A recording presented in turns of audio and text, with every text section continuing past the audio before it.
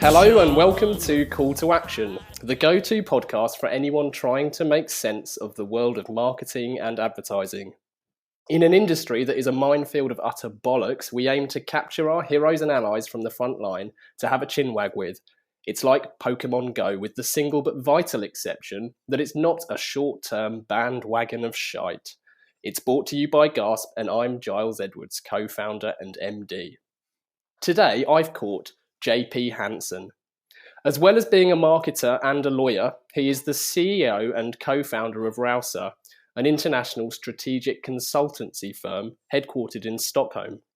He makes client brands better, not just bigger, and stresses that his singular goal is to build client profit. If this wasn't enough, he contributes to outlets such as The Drum and the IPA's EffWorks, and is increasingly delivering entertaining, no-nonsense talks across the globe. JP says, the fundamentals of marketing remain relevant to this day, and the reasons for the practice remain the same. You do marketing to sell stuff. Welcome to the show, JP. Well, thank you very much, Giles. Thank you for having me. It's a pleasure to be here. Now, let's limber up the grey matter with our quick-fire questions. So, JP, coffee or tea? Coffee, I'm Swedish. Mac or PC? Mac, not because I love Macs. I mean, God knows they're taking the piss with their product line recently, but I hate PCs. Football or rugby? American football. Book or Facebook? A book or Facebook? Book any day of the week. I don't Facebook. ABBA or Shabba? ABBA. I'll have to. I mean, otherwise I'll get deported if I don't say ABBA. Ritson or Sharp? Ooh, that's a loaded question. See, I recently sent my first column to Marketing Week, and I'm doing a talk with Mark in March. But you know, on the whole, I'm probably closer to Sharp than to Mark, but I'll say, it depends. Okay, and I'm hoping you'll be more conclusive with this one. Gary V or Gary Lineker? Gary Lineker in a day of the week and twice on Sundays. Now, before we talk modern day, can you tell us what was your first ever job and what was your first proper job? Right. So the first job I had, if you don't count, I suppose, like paper rounds and stuff, was writing an article for a magazine when I was 14. Whether you consider that a job or just a gig, I don't know. But it does allow me to claim that I, in the loosest of terms, have written professionally for going on 25 years now. So that was the first one. In terms of my first proper job, usually when people answer those kinds of questions, they're sort of quite sniffy about things like, for example, working for a supermarket, as if there was anything wrong with that. But in terms of what led me to where I am right now, so like you mentioned, I am both a marketer and a lawyer. So I worked at a law firm, mainly on projects that had to do with mergers and acquisitions and corporate finance and corporate governance. So that was sort of my first entry into, I suppose, the proper professional world, if you like. And how did that step from a legal environment to marketing happen? There were a bunch of reasons. One of them had to do with the fact that I was in I used to race motorcycles, and I was in a very bad crash in 2009, I think it was. And I nearly died. And sort of I tore my MCLs in both knees, and ACLs in both knees, crushed my right knee, broke my spine. It's a mess. And I remember being sort of in the intensive care unit, and my boss calling me from the law firm, just like, okay, where are you? And I was like, oh, I'm in, ICU. And I said, oh, okay, well, give us a call when you can walk again.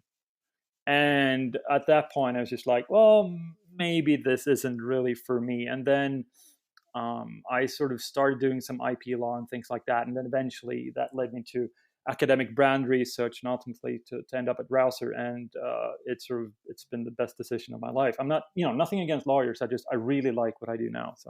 So with a deliberate nod to Rouser, what is an un-agency? So that line goes back to a talk I did in Dubai about 2.5 years ago. So I was speaking at an event that sort of had to do with what was going to happen in the next 4 years in the UAE area. So basically the future, although sort of the near future. And as always, when you're talking about the future, you have people who talk about, AI, AR, VR, stuff like that.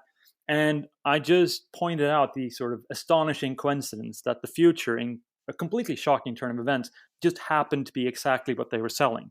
What are the odds, right?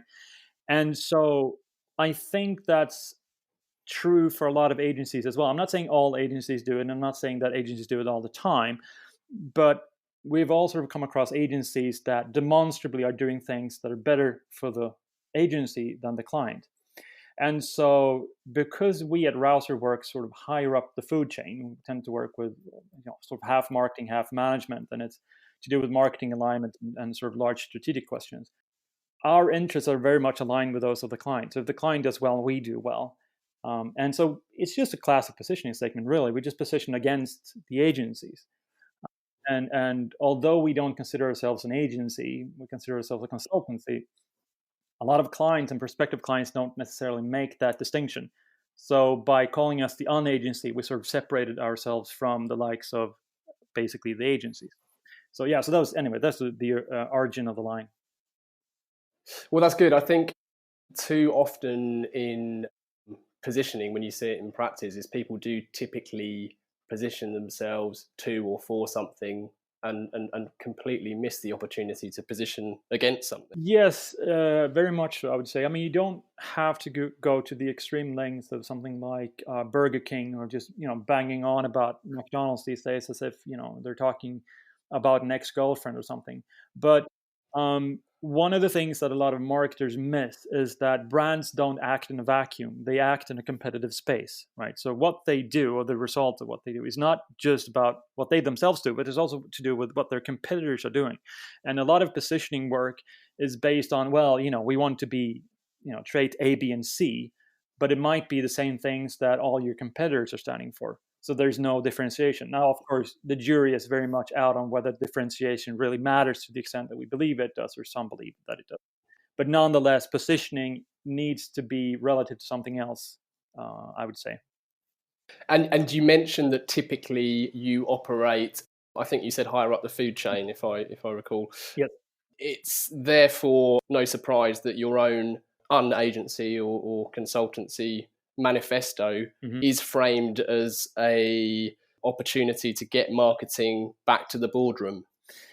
Yeah, so what we're seeing, and I think that this is a universal problem, at least from our experience, is that the marketing department is starting to get detached from the sort of business context in which it acts.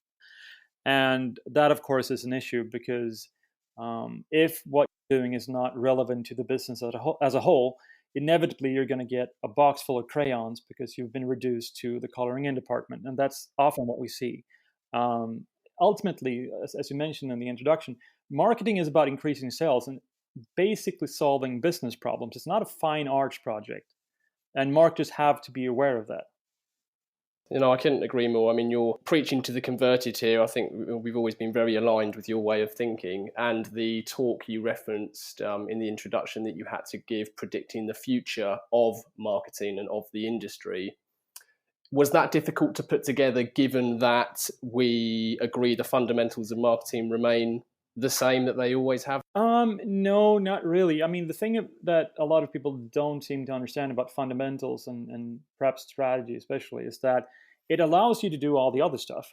I mean, if you do your strategy properly and you sort of discover that the best solution or the best tool for you to achieve whatever objectives that you've set happens to be, let's say, artificial intelligence, then I have absolutely nothing against it. Hell, I don't care if it's influencer marketing, if you arrive at that conclusion in the right way. But the fact of the matter is that all this stuff that keeps on changing, the tech or what people are perceived to like, although what they actually like tends to be the same, but perhaps mainly the MarTech stuff. But that thing can change all the time. That's perfectly fine. That's just executional stuff. It's just tools. The fundamentals of defining and discovering what tools to use, that's sort of universal and consistent across time. So the tactics evolve and change. Can you tell everyone listening what a strategy is then? Right. So in most businesses, you need basically an architectural plan of sorts if you are going to build something, a company or a brand or wherever it might be. And if you don't, either because there is none in place or, which is also often the case, it's not communicated properly within the organization. Basically, it's like asking a bunch of builders to erect an apartment block equipped with only with a hammer, a couple of nails, and sort of the vague idea of the concept of housing. And so what a strategy is can be defined in basically a number of different ways. We like to define it as sort of a general framework that provides guidance for critical actions to be taken to achieve an end. But of course, that's a bit of a mouthful. The thing is about strategy is that it can be differently defined depending on where it sits and what I like to call the strategy hierarchy. And what I mean by that is that within an organization, you have different levels of strategy. So typically you're going to have corporate strategy at the top if you have multiple businesses, or you're going to have a business strategy if you only have the one. And then beneath that, you have multiple layers of strategy, right? So you have your brand strategy or your strategic priorities. Then you have your marketing strategy and so on and so forth. And then you sort of go all the way down to, I suppose, advertising strategy or campaign strategy. And the further down you get, right, the more prescriptive the strategy can be because it works or it's intended to work or be executed across a shorter time frame. And what is absolutely essential, and this is one of the things, going back to what I said before, but it's one of the things that a lot of marketers miss, is that you have to be aware of these layers. And you have to at least understand how the layer sort of above you works and what it does. Because that creates alignment and it ensures that what you're doing is actually relevant to the organization as a whole. I mean, that's not to say that every marketer has to read the collected works of Michael Porter or know, Richard Rumel's good strategy, bad strategy like the back of their hand. They don't need to know everything there is to know about business strategy, but they need to know enough to understand their own, if that makes sense. To borrow Mark Rittson's term, he frequently refers to market research as the map to which plan activity against. You use a term that I've heard a few times, which is tactification, which, am I right in thinking you would see that as the last phase of putting a plan together for, say, the next 12 months for one of your clients? The strategy and the research that precedes it identifies the appropriate tactics. Yes, absolutely. So your bog standard marketing strategy is going to be 12 months typically. The first stage is always going to be diagnostics. You need to understand what's actually happening in the marketplace. And then off of that, you can do things like, your objectives. What are we trying to do? How much reach can we afford? You can also, if you're going with the old sort of Kotlerian view, you do your STP, so your segmentation, targeting, positioning. That may not be as important as some would believe. Especially if you're sort of in the Ehrenberg Bass Institute school of thought. But point being that you need to define what you're trying to achieve, basically. And once you've done that, then you can look at the tactics and the tools needed to achieve what you're trying to achieve. And then, you get agencies involved and all those kinds of things. But tactification is basically where you start by using a specific tactic. So you go, okay, we need to do marketing. Yes, that's Facebook ads, right? Or yes, that's VR or whatever, right? Well, you don't know that because you haven't done your strategy. If you do your strategy first and you sort of discover that, yes, for this specific thing, we need to do comms. There are other tactics outside of comms, of course. But yes, we need to do comms, and within comms, we need to do Facebook ads. That's perfectly fine. But you can't just go, oh, yes, we need to do marketing. Marketing equals Facebook. Because, it's putting the sort of the cart before the horse. And even if the horse can sort of push the cart forward, its view is just completely obfuscated. And is that, in your experience, do you think that's true of most businesses and certainly most marketers, is they lack either a marketing strategy in itself or they lack a broader understanding of that hierarchy of strategy that you've just explained, or both? I think that the big mature brands, they do understand marketing strategy. If you go into, let's say P&G, they're going to know it by heart, of course. But if you look at your normal kind of brand, then typically they're not that strategically matured. They may not even have a proper business strategy in place. That's something that we see quite a lot. But the main thing, I think, is that detachment that I mentioned, and you just mentioned, whereby they forget the business context in which they act. And they just go about doing things that are completely nonsensical for the business at whole. And that creates all kinds of sort of silo formations and When you award budget, for example, based on performance, which is one of those things that people do, and it's not necessarily tied to the overall organization, then you're going to create incentives for all kinds of teams within your marketing department to do all kinds of weird stuff. So, for example, your email marketing department might just spam people in order to get more conversions and thereby more budget space. Is that in the interest of the company? Probably not. Is that in the interest of the brand equity? Definitely not. So yeah, again, they have to understand that, and you have to have a CMO in place who understands that, and sometimes they don't. Why do you think the marketing department increasingly has become more of a colouring in department, as you so wonderfully put it? I think that a lot of it has to do with marketing becoming essentially not marketing but communications. And so you don't have a chief marketing officer, you have a chief communications officer. And when you're basically defined as where you just do the comms, then it becomes basically the coloring in department, because everything else is already done. You've done your product development, you've done your price strategies, you know where to open your new stores, all that stuff has already been done. So now we just need to communicate to the market. That is almost per definition a coloring in department. And I think I'm sure there are different reasons why that is. I think perhaps the lack of training is one of the reasons. But also, I think that a lot of CMOs are reluctant to trust marketers to do much more, to be perfectly honest, because they have to answer to the rest of the board. And I think that's an issue as well, a common issue anyway.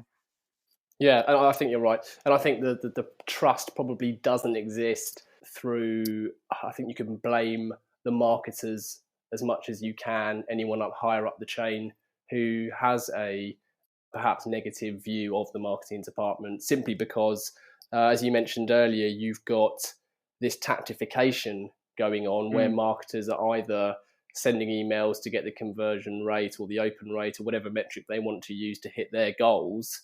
And hopefully most of them know deep down that it's not the right way to build a brand or build a business, but that's not really what they're being judged on, perhaps. No, exactly. And I mean, we make the point, and this is a management point, but it applies quite well to marketing, is that organizations are largely chain linked, right? So because they're chain linked, the overall strength of the chain is not improved until every sort of link is. And marketing is often a weak link. Unfortunately, it really should be what ties the entire organization or the entire link together, because it applies to or concerns so many other things, product development, price setting, distribution, whatever it might be. But go to most of the companies out there today, and let's say you go into the R&D department or your product development department, and you go, hey, why don't you talk to marketers about this? Why isn't marketing involved? I mean, you're going to get laughed out of the room. Yeah. And so what inevitably happens is that your sales department will promise one thing, and your marketing department will promise something else, and then you have a bunch of R&D guys who have to sort of live up to those promises, and of course they can't do that. So there is a huge benefit to actually encouraging people to speak to one another. But internal comms is always a problem. And I think from the other direction too, I've worked with and met marketers more so in more complex B2B businesses who don't only lack the understanding of the pricing strategy of the business they work for, but in some instances, admittedly few, they don't even know the price of the service that they're trying to market. Yeah, I mean, if you work as a marketer, you need to know at least the basics, like your profits and losses and things like that. But oftentimes, again, because they're only concerned with comms, they don't do that. They have to produce content, or they have to create campaigns or whatever it might be, and they're only concerned with that. And I think one of the problems, or one of the reasons why, potentially anyway, is that marketers are hired largely as specialists these days. So you don't get the generalists. And why? Well, it's easier to hire a specialist. It's easier to place a specialist. So if you're a recruiter, for example, It's a lot easier to go, well, this person is a social media, wizard or whatever, as opposed to, well, this person knows a lot of things. Okay, so what are they good at? Well, probably all of them, but we're not really sure. You know what I mean? And so that also becomes a problem. And then, because if you only have specialists, then you need to have a bunch of people on, and you can't afford to have a bunch of people on, so you have to make do with what you have, and you have to make sacrifices, and so on and so forth. Yeah, or at the very least, you need someone to connect all the dots and join everything up that's happening if it is so in such isolated departments.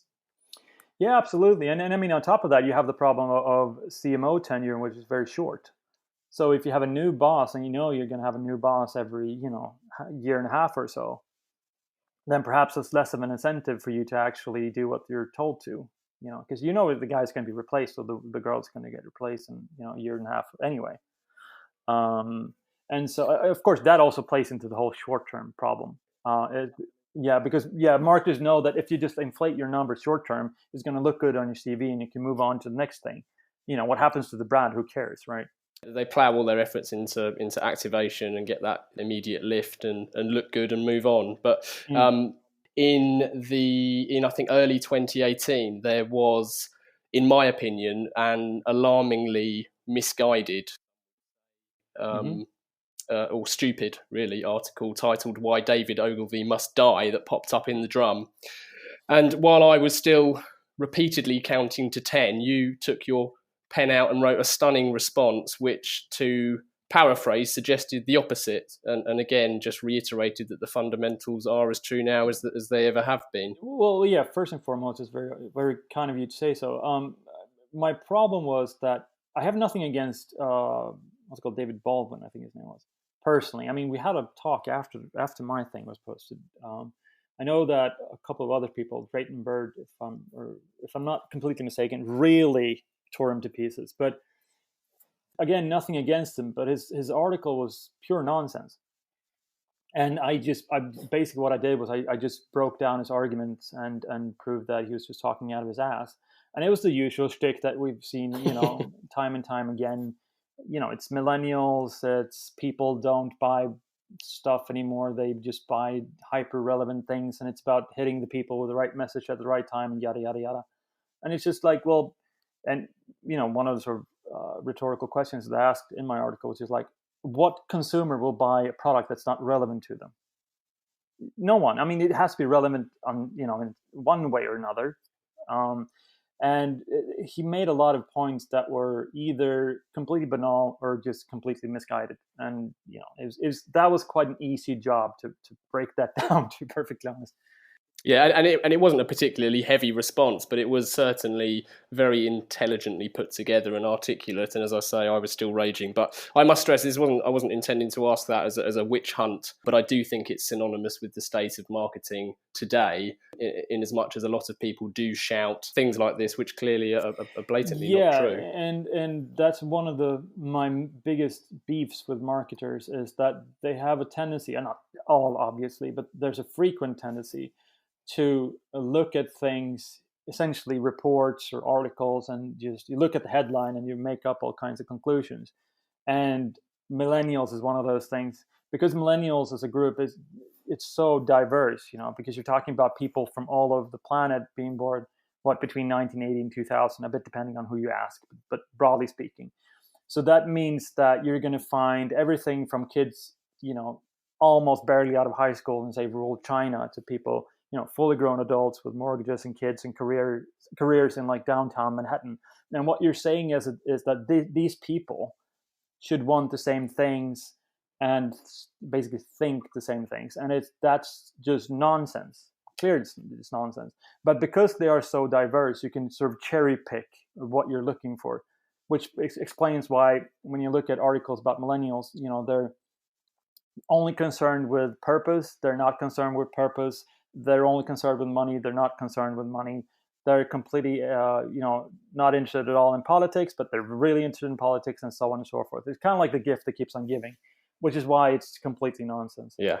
Well, I should also mention that as well as being a marketer and a lawyer, you're a comedian, because you've got a millennial joke. That's not mine. I'm not sure where that thing originates, but I know that Mark has done it on stage a couple of times, and I think a couple of others. But the joke is just, how many marketers does it take to screw in a light bulb? And the answer is millennials, because the answer to every question in marketing is fucking millennials. Yeah. So where can we find the answer? So I know already that, like us, you're a fan of the long and the short of it, and various studies from Binet and Field. For those listening who aren't familiar with that work, can you explain a bit more about that and their findings? Yes, absolutely. So if you have no idea what we're talking about, I would highly recommend that you look up a book called The Long and the Short of It by Peter Field and Les Binet. They've done other stuff since, media and focus and effectiveness and context, for example, but start with the long and short of it. And basically, their work revolves around balancing short-term activation and long-term brand building. What we're seeing in general is that marketers are far too focused on the short-term stuff. But unfortunately, what that does is that it completely undermines the long-term profitability potential of the brand. So by doing the things very sort of short term, you're actually screwing up your potential to do better things long term. There are a couple of concerns, but there are certain things I have a couple of reservations about their work. And I think you should be aware of them as well. But firstly, they're basing their research on IPA effectiveness awards. Now, these awards, because there are other awards that are sort of a bit, not as serious, but they're really well judged. A lot of modeling and a lot of proper analysis, but nonetheless, the only data that they have is from the top performing brands, right? And the problem with that is, of course, that it doesn't say whether the poorly performing brands are doing the same thing. Now, to their credit, they're absolutely aware of this and they're sort of working to fix that, but I think that's something that you should be aware of, because one of the problems with that is that you get very close to halo effect territory, and it's something that I bang on about all the time about on Twitter. But basically, in so many words, just to sort of briefly explain what a halo effect is, it's a cognitive bias that leads us to make specific inferences on the basis of general impressions, and we basically do that to reduce cognitive dissonance. Or if I'm to put it in plain English, we judge books by their cover, basically. So if we're being exposed to a single positive and negative trait, such as a physical appearance, we make all kinds of, or rather, it leads us to sort of interpret things about this person accordingly. So once we've done that, you get confirmation biases and things like that. So if I were to describe someone to you, and let's say that it's slightly overweight, greasy guy in his early 20s, leather jacket, tattoos all over, and a long beard, right? You're not going to go, oh, that sounds like a CEO. But he very well could be. You're just basing that off of essentially his overall appearance. And when it comes to business, there's absolutely nothing more attractive than a good result. And so if you look at, if you want to sort of look at what this looks like in practice and sort of have a bit of fun, go to any Harvard Business Review article or most sort of business analyses and things like that, and you discover quite quickly that the companies that are performing well, are highly and just doing well, they're often argued to have visionary leaders or amazing culture or great strategies or whatever. And then once performance inevitably sort of goes down, because performance is really difficult to maintain, those very same traits are all of a sudden considered lacking. So when things are going well, brands are like customer centric, for example, or they're staying true to their core products. And then once they're doing badly, all of a sudden, they're neglecting their customers, for example, or failing to innovate is another one. And of course, their approaches haven't really changed, if at all, because why would you change the winning recipe? If you're doing well, you're probably going to be doing more of that, right? But so what happens is essentially is that a lot of people judge decisions post hoc, which is just completely bonkers. It's kind of like asking a guy who just lost a bet on a football game, whether he would make the same bet had he known then what he knows now. And of course he wouldn't have. It's just nonsensical. But I went a bit off piece there, I suppose. But anyway, back to marketing. The thing about Binet and Field stuff is if you only look at the best performing brands and from a marketer's perspective, you're going to come up with two conclusions, right? Most marketers will anyway. The first one is marketing cost it. right? If you see a good performing brand, it's just like, yeah, marketing cost that, right? And the second thing, of course, is that because the brand is performing well, then the marketing must have been good. And that's not necessarily true, because there's a lot of things that go into performance, right? And not least randomness or luck, which I suppose could be defined as randomness in your favor. And marketing is definitely part of that. It's not the only part. That's a thing to remember. So even though Bennett and Field based their research on a lot of really good campaigns and it's like 11,000 strong or something, you have to remember that what they're looking at is basically the top performing brands. That's it. Of course, you can learn a lot from that, but you have to be aware of it. But my second reservation is perhaps a bit more, without tooting my own horn, but it's perhaps a bit more important. And it's something that I tried to point out in the IPA article that you mentioned in the beginning. And that's, there is no universal definition of what effectiveness is. Because what Bennett and Field are talking about is marketing effectiveness as opposed to marketing efficiency. So effectiveness tends to be long-term stuff. Efficiency is the short-term stuff. Efficiency is essentially ROI or ROMI. Whereas effectiveness, at least in their view, is very large business effects, which is probably what I mean when I say effectiveness, and I'm sure you do as well, and probably what most of the people listening to this podcast do. But the fact of the matter is that that's not what all people mean by effectiveness. And of course, that's a problem, because then all of a sudden you're talking past one another. And you're not comparing apples to apples, you're comparing apples to oranges. So sometimes you're just comparing apples to completely made up entities like unicorns or, I don't know, millennials. But you have to be aware of that. And my point, and it also goes back to the stuff when I mentioned about the strategy hierarchy, is that when you work with the marketing effectiveness, and you need to work with marketing effectiveness and the long-term stuff, I mean, again, going by what they're doing and their work, you have to define it based on what is strategically relevant for your organization. And you need to as well keep the long-term in mind. And that's easier said than done, because if you look at something like Next, I think it was, for example, they define effectiveness as internal rate of return. That's a short-term metric. So it's a bit of a self-fulfilling prophecy, but you need to define it according to your conversation or your organization, so you know what you're talking about. I'm sad to say that's probably going to mean you have to talk to the finance department and the CFO. And sometimes when I tell clients that, especially marketers, they have this look on their face like a kid who was just told he couldn't have dessert. But if you're trying to define the long-term KPIs that are most relevant to your organization, the finance guys are going to know it. Right? They may not understand the importance of building your brand long-term, those kinds of things. But if you talk in terms of money and investments and ensuring that we actually increase our baseline sales growth and essentially gain market share, then most people are going to listen.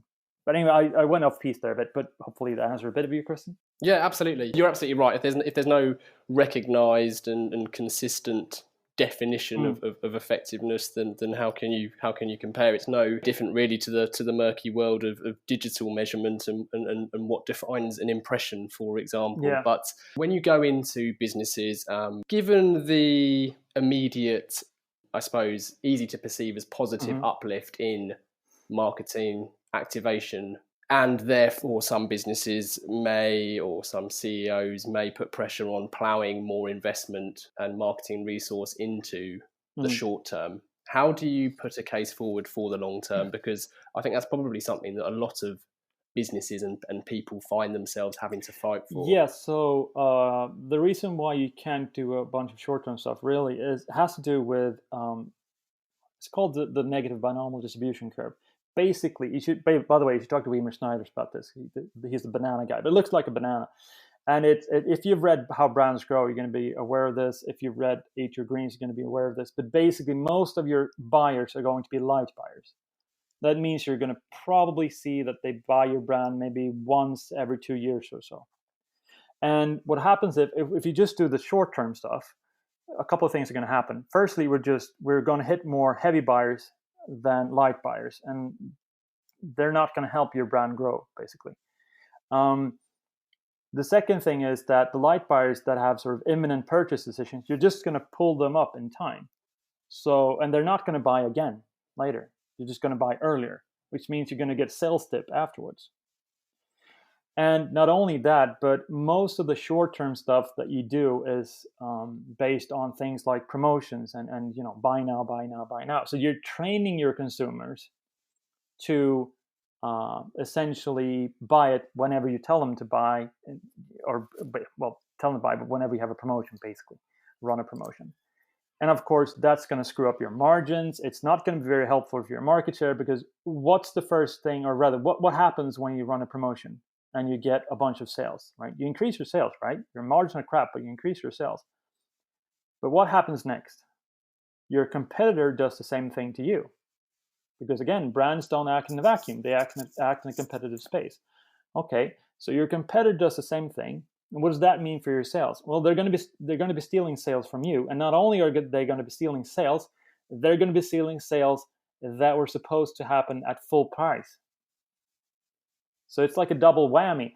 So when you focus on all the short-term stuff, what we see is you get a sort of a sales uplift, and then it goes back to zero. So you have to do another one, and it goes up and it goes back to zero, and you have to do another one and another one and another one, another one. As opposed to when you do the long-term stuff, whereby you increase your baseline sales growth, and you get, for everything that you do, you get a slight uplift and then a slight uplift and a slight uplift, but it builds over time.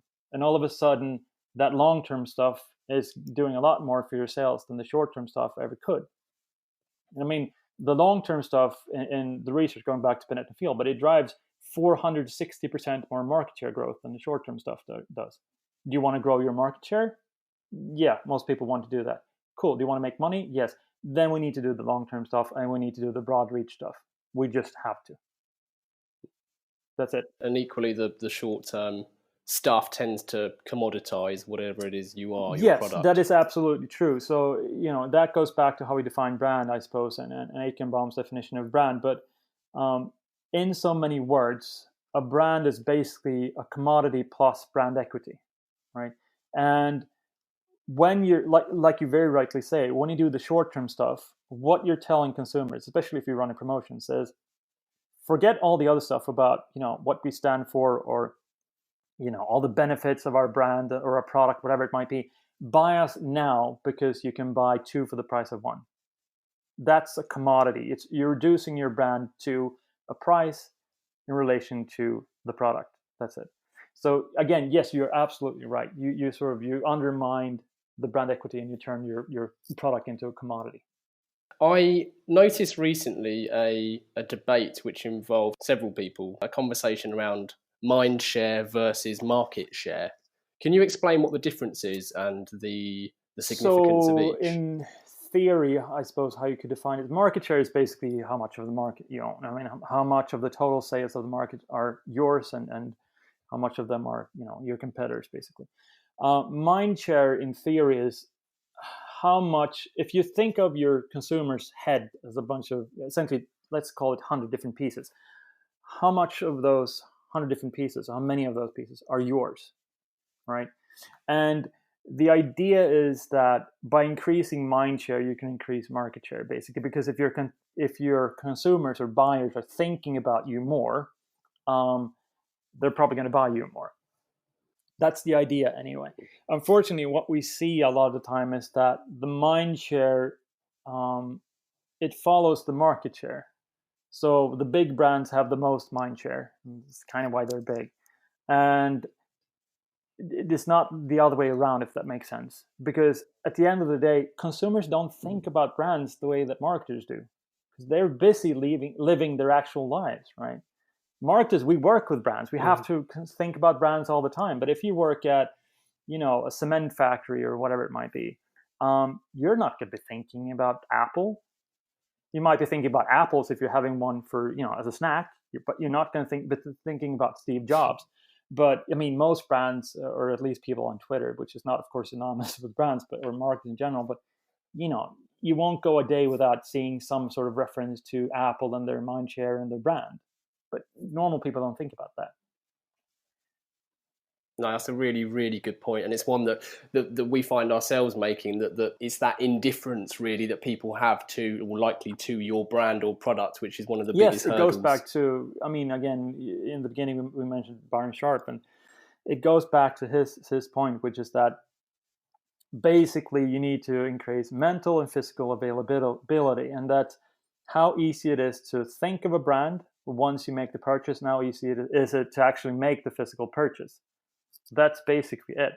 I think the two, again, if I just go back to the how I tried to trip you up earlier with my Ritson or Sharp question, I think clearly one I think is fair to say is more about being different, the other's about being more distinct, but crucially that has the same effect when it comes to recall. Yeah, so what's really interesting about that as well is that Mark has sort of gone from saying that everything that Byron Sharp says is wrong. I'm paraphrasing. I'm doing him a disservice because he's not that sort of binary, Mark.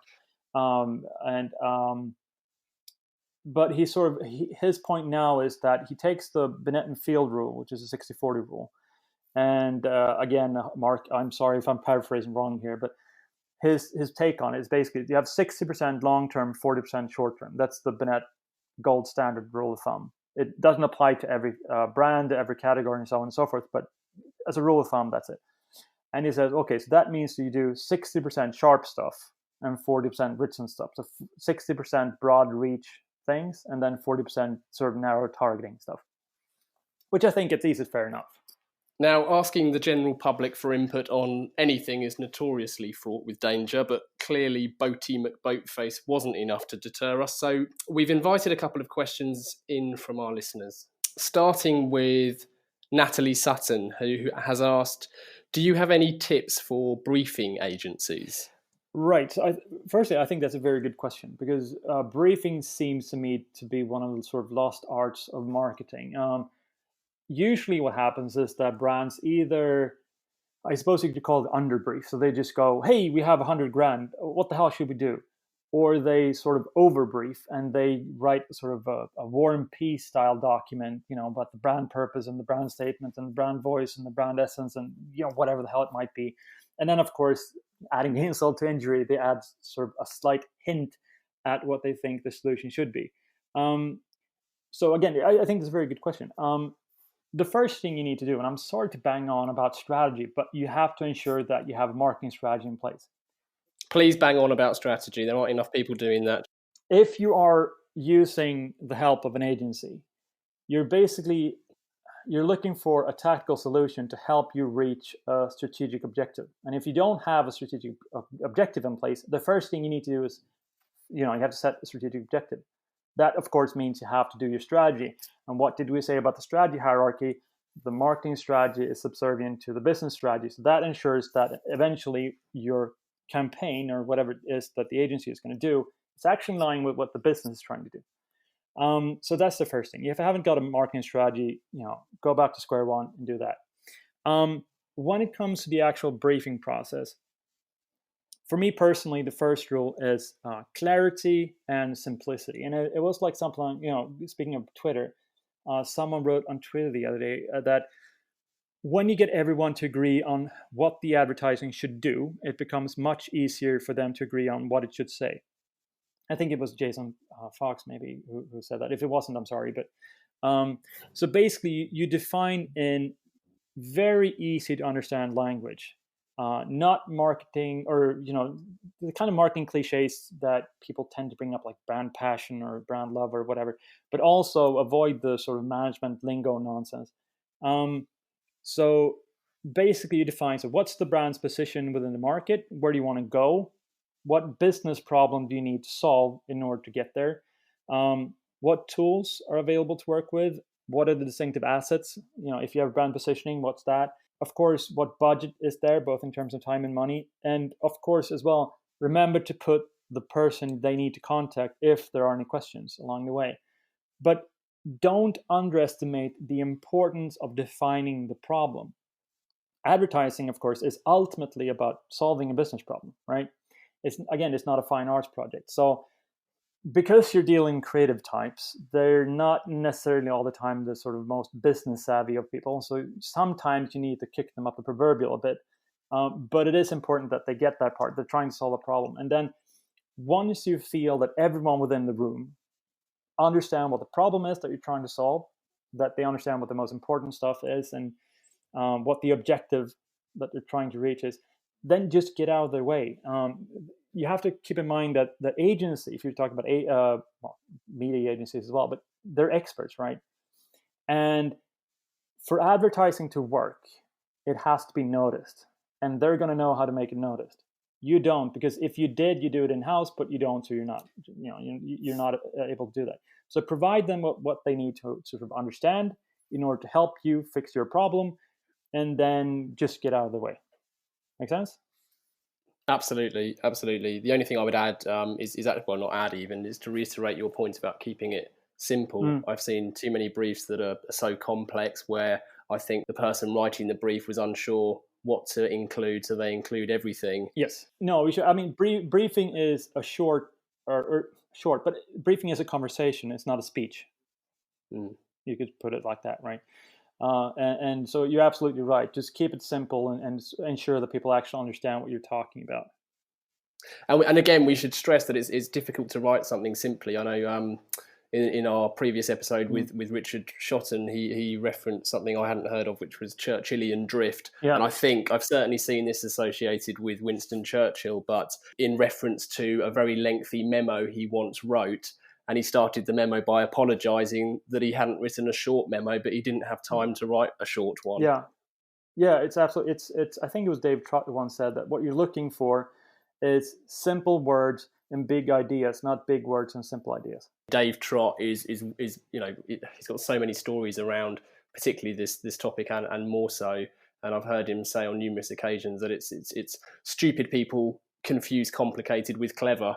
Yeah. It takes real intelligence to get things back to simple. So that's the only thing. Absolutely, only thing I'd add. Yeah, that was a great answer. And a second question we've had in from Richard Chapman. He's asked, how hard is it to accurately demonstrate marketing ROI? Now, before you answer that, I think that's quite a complex question. So I'll certainly excuse you for answering this broadly. Yeah, I'll try to keep it simple then.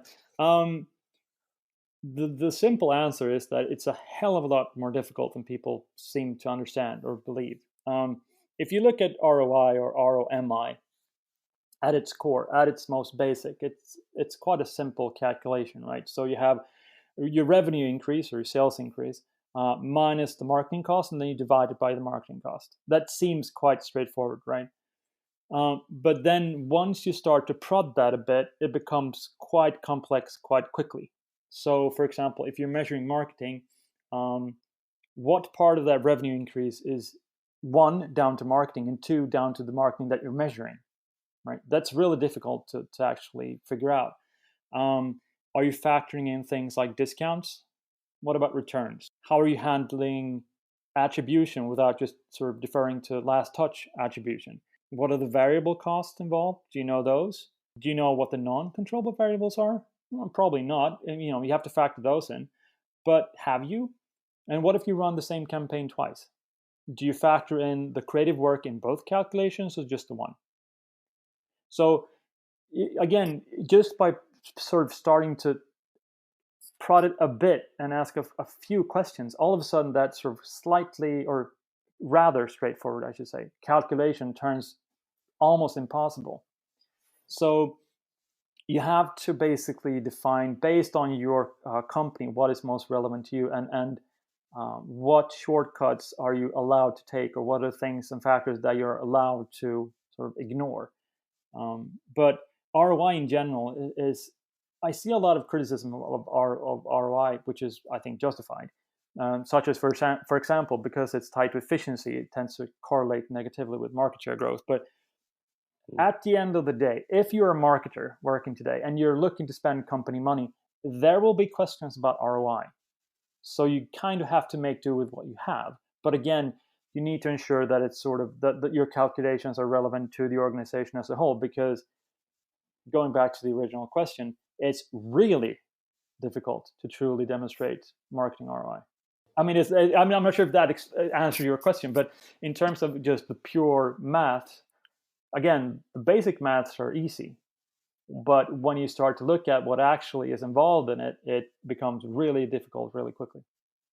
Yeah, agreed.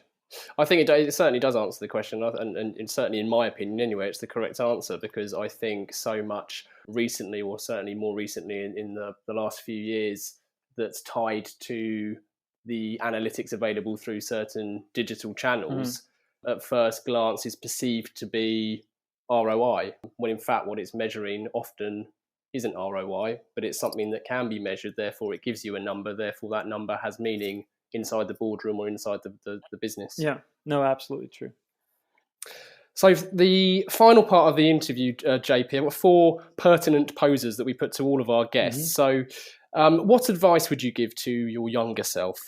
It's one of those questions, I suppose, that, hindsight bias is a problem. But if I had to do one thing differently, ending up in the same place, because we are the product of all our decisions, I would probably not go to law school, even though that helps me greatly when I'm working with the clients and working with C-suites, and I understand businesses in a slightly different way. I really love sort of marketing and strategy and business strategy and those kinds of things. So I would rather probably be working with those, or I would have worked with that earlier in my career, so to speak. But rightly or wrongly, do you not think that your legal background gives you some immediate clout that it might not, had you not held that qualification or that experience? And again, I'd like to stress, I'm not saying that's right, but I imagine in real life scenarios that could be the case. It may do. I haven't really thought about it. I do notice that it does carry certain weight in certain circles, so to speak. In the grand scheme of things, I mean, it's bad enough to be a marketer, but if you're also a lawyer, you're basically the devil in most people's eyes. So, I'm not sure how positive that is, but that's true. That's fair. You should be a parking attendant as well. Yeah, exactly. Go for the trifecta. Yeah. And if you could banish one thing from the industry, what would it be and why? The lack of critical thinking. We tend to take a lot of things basically on surface value and surface analysis, and it's absolutely nonsensical. It's my biggest pet peeve is that people will believe anything. For example, I read an article a couple of weeks ago, and they were talking about Facebook ads. What was their data source? It was Facebook. What was the conclusion? That Facebook ads are great. And you just go, you think, really? And it's the lack of critical thinking is so frustrating to me sometimes. Maybe that's being a lawyer, that's why. But yeah, that's the big thing. And are there any books that you can recommend to our listeners? Phil Rosenzweig, The Halo Effect. If you haven't read How Brands Grow 1 and 2, you need to. And Eat Your Greens by Weimer Schneiders and Company. That's very good. It's also one of the benefits of Eat Your Greens is that they have 30 authors or whatever. So it's a bunch of chapters. So you don't need to read through the entire thing. You can just, pick and choose what you like and stuff. And it's a brilliant book. Now, we always dedicate the show to someone, and we bestow that honour to our guests. So over to you, JP. Right. So I've spoken to the relevant parties and sort of was told not to do this the personal ways, rather professionally. There are a bunch of people that I should mention, people like Weimer Schneiders, Freddie Kahlberg, and Kaveri Kolar. But I think if I had to dedicate to one person, it would be Maury Calder, who's a strategy director at Mediacom in Edinburgh, who's just had a bit of a tough time in life and recently had some really good news. So I'm glad you dedicated to him. Brilliant guy, by the way. Absolutely brilliant. You should have it on the podcast. Awesome. I will do my best to get him on. Thank you, JP. So as a final call to action, if please everyone, if you've enjoyed this episode, if you head over to our podcast homepage, we'll share the links to JP's brilliant manifesto, some of the wonderful articles he's written, and certainly the books you've recommended, The Halo Effect, Eat Your Greens, How Brands Grow. And there's various links I can share to long and short of it and the work that you mentioned earlier. But how else would you advise that people get more JP Hanson? The easiest way is just to go on Twitter. I'm at RouserJP, so that's ROUSERJP. I'm not too much on LinkedIn because I'd rather watch paint dry or sort of hammer my testicles and all those three. But Twitter is good. Get off the fence, JP. Yeah. I'm not a huge fan of LinkedIn. But Twitter is probably the best way. And then you can catch me. I'm doing a lot of talks this spring. So I'm doing Reykjavik, Stockholm, Brighton for Media 360, and then I'm doing Mumbai, I think maybe Tel Aviv, London, and Singapore probably. So if I'm in the area, you can also. But I mean, of course, I'm going to mention that on my Twitter. But if there's a marketing event, I might turn up. I'm kind of like all over the place at the moment. So yeah. Yeah. Well, we'll stick a link to your Twitter on our links as well, so everyone can find you easily. Oh, please do. Fantastic. Well, thank you so much for joining us, JP. It's been an absolute pleasure to talk, and I hope to see you in the UK soon. Oh, pleasure's been all mine. I hope so too. And finally, thank you to everyone who's willingly let their ears be bent by us for the last hour or so. And a special thank you to the dozens of you listening who have shared the pod along with your kind words to your own networks. If you want to get in touch with the show and you have any questions you want to pose to future guests, you can get in touch via the website, which is calltoaction.co.